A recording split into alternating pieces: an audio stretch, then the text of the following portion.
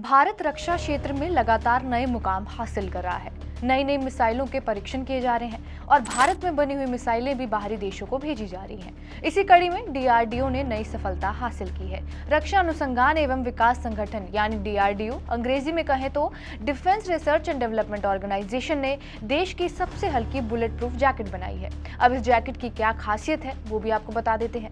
नमस्कार, मेरा नाम है रिया शर्मा और आप देख रहे हैं TV9 डिजिटल। रक्षा मंत्रालय ने डीआरडीओ की सफलता के बारे में जानकारी दी है।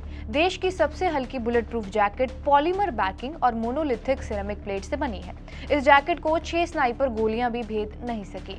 रक्षा मंत्रालय ने बताया कि जैकेट का इन कंजंक्शन और स्टैंड डाउन अलोन डिजाइन सैनिकों को 7.62 × 54 रैपिड गोला बारूद से सुरक्षा देगा। इस जैकेट को कानपुर में तैयार किया गया है और इसका बचाव स्तर लेवल 6 का है, यानी ये खतरनाक से खतरनाक हमले भी बर्दाश्त कर सकती है। दरअसल मौजूदा समय में जिस जैकेट का इस्तेमाल किया जाता है उसका वजन बहुत ज्यादा रहता है और ऐसे में क्रिटिकल ऑपरेशंस के दौरान भी जवानों को बहुत भारी वजन उठाना पड़ता है।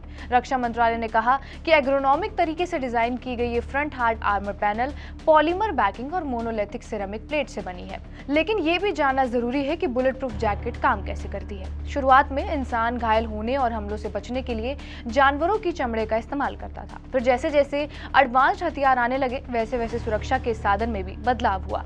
फिर लकड़ी और धातु से बने इन कवचों का इस्तेमाल हमलों से बचने के लिए किया जाने लगा और उसके बाद बुलेट प्रूफ जैकेट का आइडिया 15वीं सदी में आया। इटली में धातुओं की कई परतों का इस्तेमाल करके ये कवच बनाया गया और गोली कवच को पार नहीं कर सकती थी बल्कि उससे टकराकर अपनी दिशा बदल लेती थी। इससे जैकेट पहने इंसान पर गोलियों का कोई भी असर नहीं होता था, लेकिन ये कवच अग्नि से होने वाले हमलों के लिए प्रभावी नहीं थे।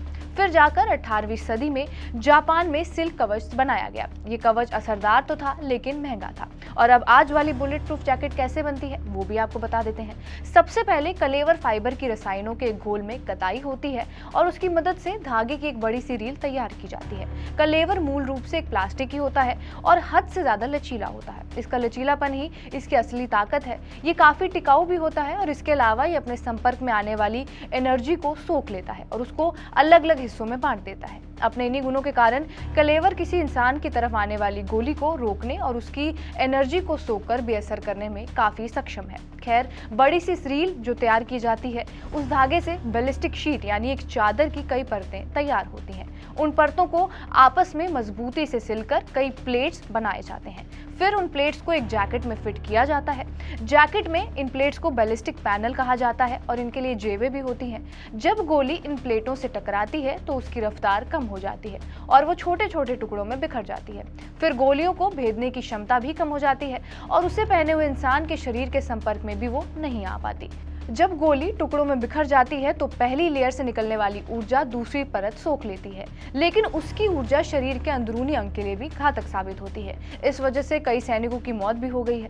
फिर ये पता चला कि अगर केवलर की कई परतों को आपस में सिल दिया जाए तो कुछ परत गोली को रोकने का काम करेगी, बाकी परत उससे निकलने वाली ऊर्जा को सोख लेती है। इससे बुलेट प्रूफ पहने इंसान को नुकसान कम होता है। तो ये हमने आपको बताया डीआरडीओ की बुलेट प्रूफ जैकेट के बारे में, जो सबसे हल्की है और जैकेट कैसे काम करती है वो भी हमने आपको बताया। बहरहाल, आपका इस वीडियो पर क्या कुछ कहना है हमें कमेंट बॉक्स में जरूर बताएं। बाकी देश और दुनिया की तमाम बड़ी खबरों के लिए बने रहे हमारे साथ TV9 डिजिटल पर।